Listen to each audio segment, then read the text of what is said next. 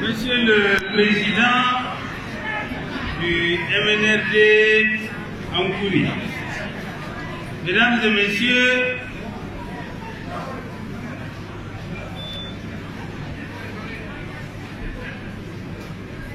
les leaders et représentants des fronts et partis politiques, Mesdames et Messieurs, les représentants des organisations de la société civile, distingués invités, Mesdames et Messieurs, en vos divers titres, grades et qualités, je voudrais avant tout propos, en ce jour mémorable, 1er septembre 2019, à l'occasion de la tenue du 2e congrès ordinaire du MNRD Ankouri, exprimer solennellement ma profonde gratitude à mon frère et ami El Hadj Sidi Moulay Harouna Hambali, président du parti MNRD Ankouri,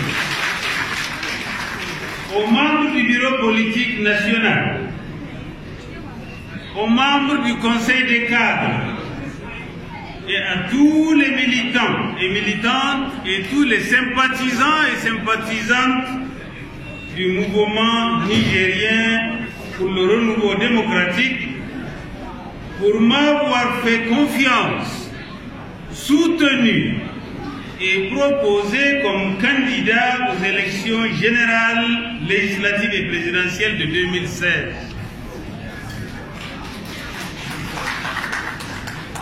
Mes vifs et sincères remerciements vont également à mon frère et ami El Hadj Falke Bacharou, président du parti RDR Tchangi, aux membres du bureau politique national, aux membres de la délégation nationale, aux militants et militantes, aux sympathisantes et sympathisants du Rassemblement démocratique et républicain, pour leur engagement et leur soutien dans le cadre de l'ADR, l'Alliance démocratique et républicaine. En effet, l'Alliance démocratique et républicaine, regroupant les deux formations politiques, m'a fait l'honneur, l'amitié et la confiance de soutenir les objectifs visés dans mon programme et le projet de société que je défends pour compétir et gagner, Inch'Allah, les élections présidentielles de 2021. Le thème de ce congrès du MNRD Ankouri se trouve réellement au cœur des préoccupations actuelles et à venir des populations de notre cher pays. En effet,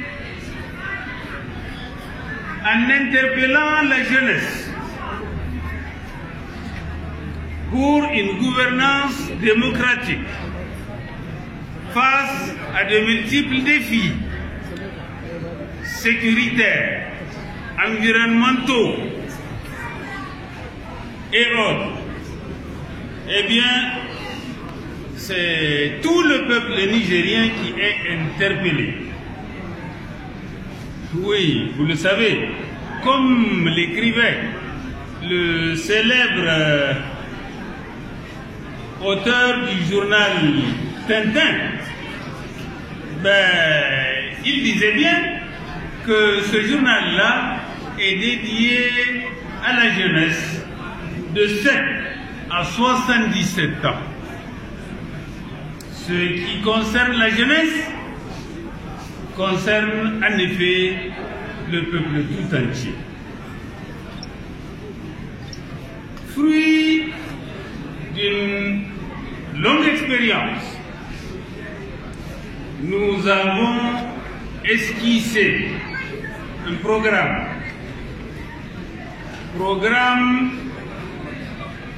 que vous connaissez déjà,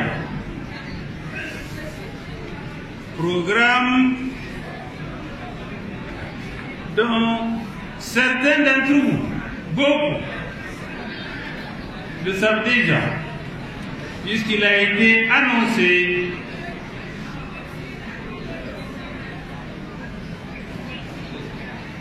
du moins dans quelques-unes de ces grandes villes, à l'occasion de multiples échanges avec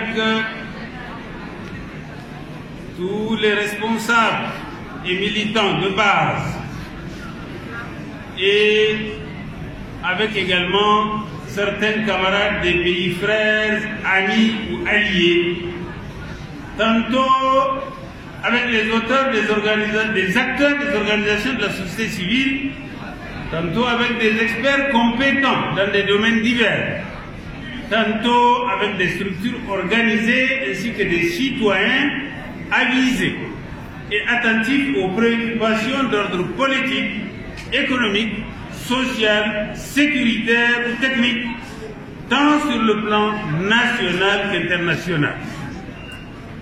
Notre pays, le Niger, n'est pas isolé du reste du monde. Et le monde contemporain que nous vivons fait face à de nouvelles réalités. Le monde évolue de plus en plus vite. Suite à la révolution industrielle des siècles passés, la révolution informatique avec le numérique bouleverse tout sur le plan technique, économique, social, culturel, tant à l'intérieur des États que dans les relations entre États et entre nations. Un nouvel ordre mondial se dessine. Le multilatéralisme prend le pas sur le monde bipolaire qui est issu de la Deuxième Guerre mondiale. Le Niger, notre cher pays, ne peut rester en marge de ces mutations profondes. Nous devons prévoir, anticiper pour les générations actuelles et celles à venir. Force est de constater que les choix stratégiques et politiques que nous avons menés jusqu'ici ont véritablement atteint leurs limites. Il y a lieu donc de changer. En effet, la gouvernance actuelle du Niger l'a plongé depuis bientôt 10 ans dans une situation qui le place au dernier rang des pays du monde en termes d'indice de développement humain, et cela régulièrement établi par les institutions internationales compétentes. Peut-on avoir une meilleure évaluation du programme dit de la Renaissance, tant prôné dans ses actes 1 et même acte 2? Bien sûr que non. Il est donc, mes chers frères et sœurs, il est donc nécessaire et urgent de créer un sursaut national salvateur pour arrêter cette descente du Niger aux enfers. Après les différents constats d'échec de cette gouvernance calamiteuse, il faut changer le cap à partir de 2021. C'est notre responsabilité citoyenne à tous. Je dois noter que la plupart des intervenants qui m'ont précédé ont souligné avec force les différentes incongruités que nous vivons actuellement. C'est pourquoi, après avoir tiré les leçons qu'il faut, nous avons annoncé l'existence de notre programme politique, centré sur la résolution d'un certain nombre de préoccupations majeures qui assaillent les Nigériennes et les Nigériens et qui compromettent gravement l'avenir de notre nation si le changement de cap nécessaire n'est pas opéré, et cela de manière démocratique. Ce programme réalisable ambitionne résolument d'améliorer l'accès des Nigériens et des Nigériennes aux biens et commodités ci-après. Rassurez-vous, je ne vais pas décliner l'ensemble du programme ici devant vous. Oui. Voyez-vous, on a l'habitude de dire que dans un pays comme le Niger, tout est prioritaire, tout est urgent. Mais considérez que tout est prioritaire et tout est urgent, mais ça veut dire quoi? Ça veut dire qu'on ne sait pas où on va. Il n'y a pas de bon vent pour celui qui ne sait pas où il va. Oui, nous devons avoir des priorités. Nous devons avoir des axes majeurs. Des axes sur lesquels, effectivement, les fondamentaux de notre pays peuvent bouger et avancer pour l'intérêt supérieur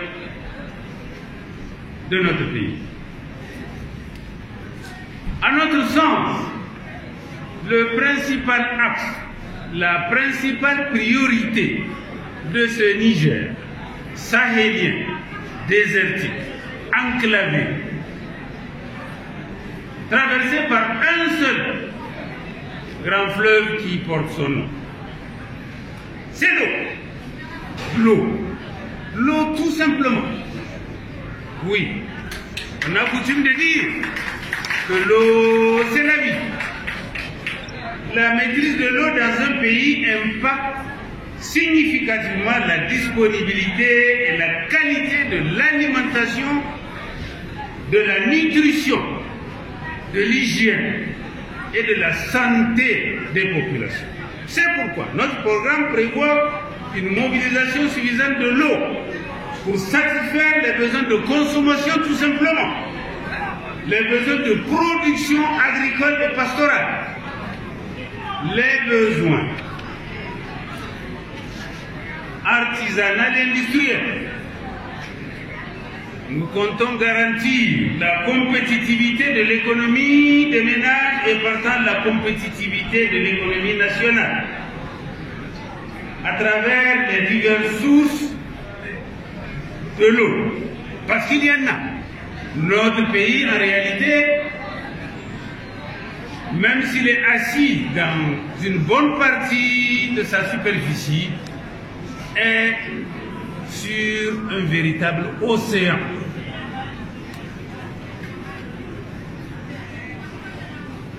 La source de l'eau hydraulique, éolienne, énergie obtenue à partir du charbon, des hydrocarbures et du nucléaire. L'énergie constitue l'élément majeur pour faire progresser une économie et pour faire avancer la société. L'emploi. L'emploi constitue le principal agrégat qui montre la bonne santé de la gouvernance économique, sociale dans un pays. Facteur important de production des biens et services, mais aussi d'épanouissement personnel et de réalisation sociale. Le sous-emploi et le chômage sont source de frustration et d'insécurité. Oui, on a beau chercher des fois les multiples sources de cette insécurité qui n'en fait que perdurer. eh bien, ça ne sert à rien de ne penser qu'à l'armement, aux munitions, etc. Il y a des approches qui permettent justement de travailler sur les différentes sources de l'insécurité. Ça ne sert à rien de travailler sur les symptômes, il faut travailler sur les causes. C'est pourquoi notre programme se fixe comme objectif de réduire de façon continue la courbe de chômage au Niger et d'indiquer les causes d'insécurité et de malaise social. Il y a la question de l'environnement. Nous nous attellerons à préserver la qualité et la santé de notre environnement, l'agriculture, l'élevage, les eaux et forêts, tant pour les centres urbains que les centres ruraux, afin de garantir un cadre de vie décent pour les générations actuelles et à venir. Notre souci est de léguer aux générations futures un environnement propice à leur épanouissement, ainsi que nous considérons les impératifs de développement national et les exigences de la préservation de cet environnement que tout le monde d'ici postule. L'équipement et les infrastructures.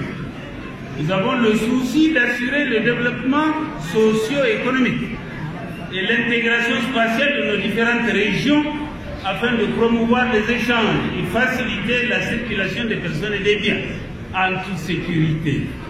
Pour ce faire, notre programme prévoit d'investir dans le développement des infrastructures productives et créatrices de synergie. Il s'agira à terme de créer des pôles de développement spécialisés en fonction des régions, en réalisant les infrastructures de développement et en facilitant l'accès aux technologies de l'information et de la communication, entre autres. L'équité. Nous avons à maintes occasions décrié la mauvaise gouvernance économique, sociale, politique et même diplomatique.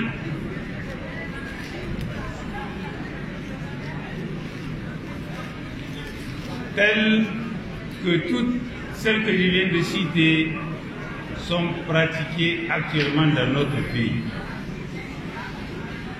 Sur le plan national, l'absence d'équité, l'absence de justice, pour ne pas dire carrément l'injustice, les passe-droits constituent des sources de frustration, de révolte et même d'insécurité, pas qu'au Niger seulement, dans toute société humaine.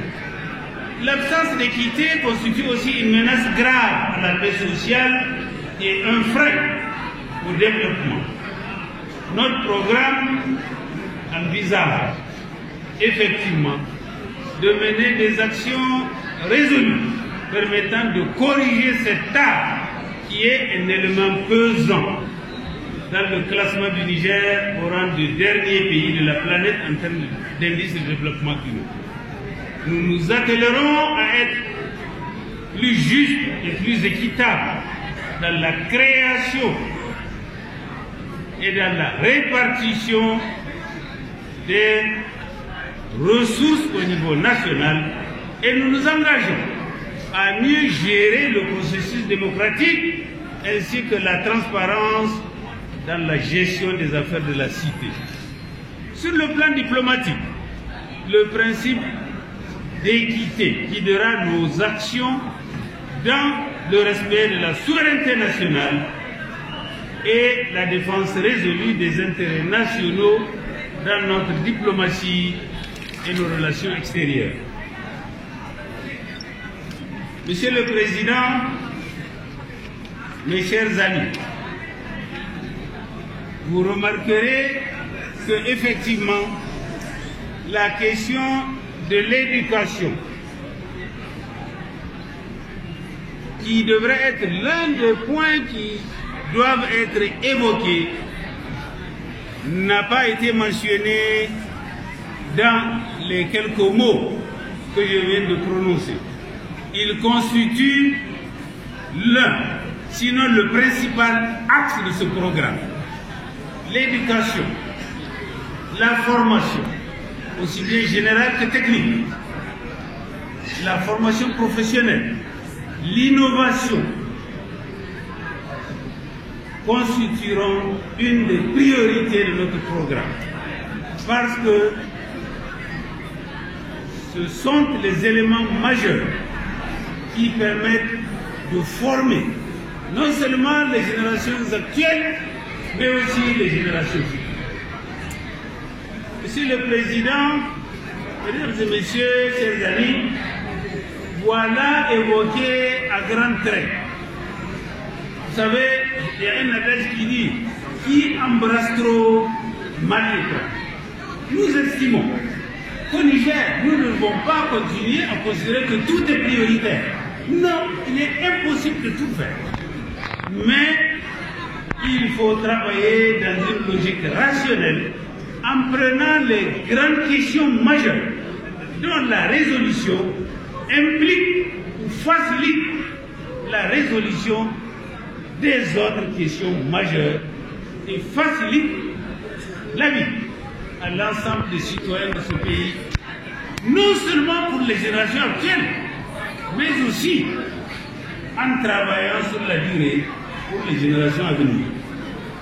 En conséquence, je saisis cette occasion pour souligner la pertinence du thème de ce deuxième congrès de MNRD.